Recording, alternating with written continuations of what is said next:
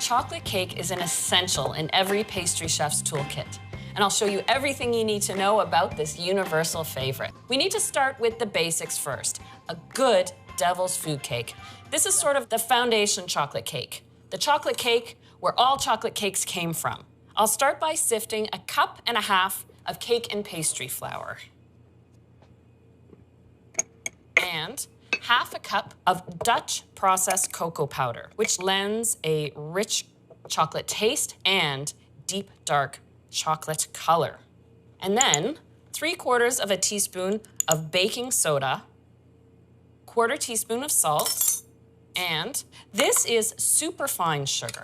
It dissolves quickly into the cake batter and helps make the cake itself moist.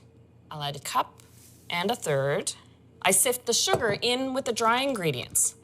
This is a contemporary style of making an old-fashioned chocolate cake by starting with the dry ingredients and then adding 1/2 cup of cool, unsalted butter.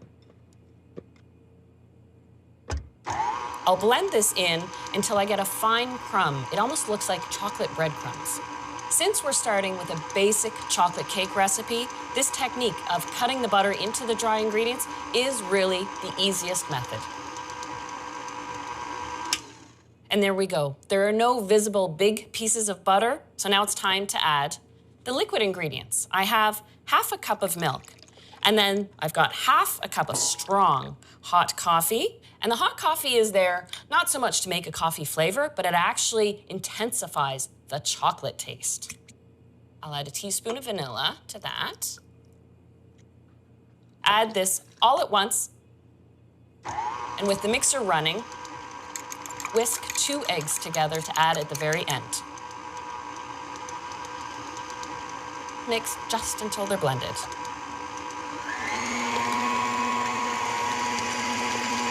Perfect. I've got 2 8-inch cake pans, and what I've done is simply greased the entire pan, put a piece of parchment in the bottom, and then floured the sides. I'll divide this evenly between the 2 pans. It is supposed to be a fluid batter. And then I give them a good tap. So any larger size bubbles that might be hiding in the batter rise to the surface and pop.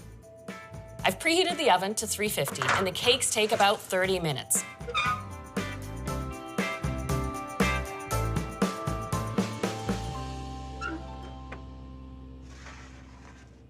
And here are the cakes.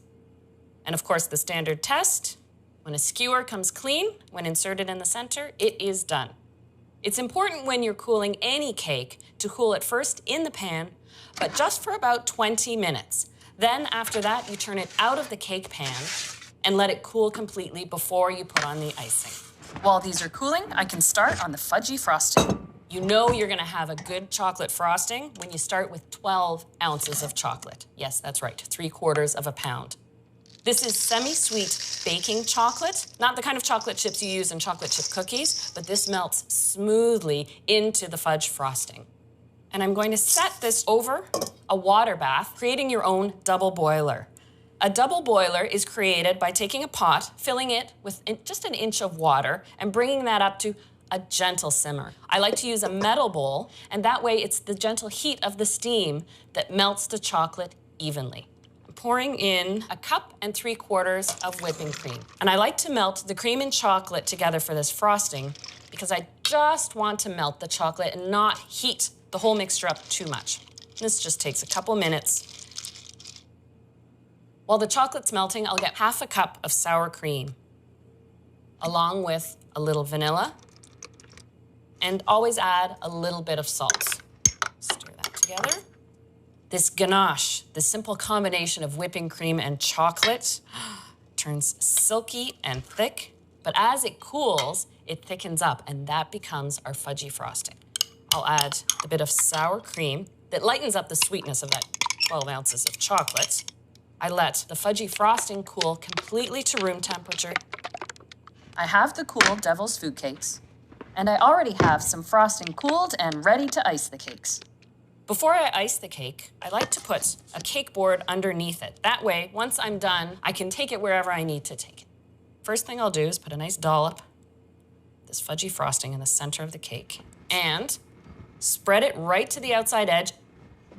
Now, for the next layer, and I put it upside down. That way, the most flat sits on top. To frost the outside of the cake, I put a large dollop of frosting on the top, spread it right to the outside edge and over it a little bit. Then I do the sides, because that way the sides will meet up with the frosting on the top and create a perfect flat edge all the way around the cake. And the easiest technique for a beautiful cake is just the swirls and swishes of your offset spatula. That may be just a basic devil's food cake, but that is a cake you'd be proud to make and to serve.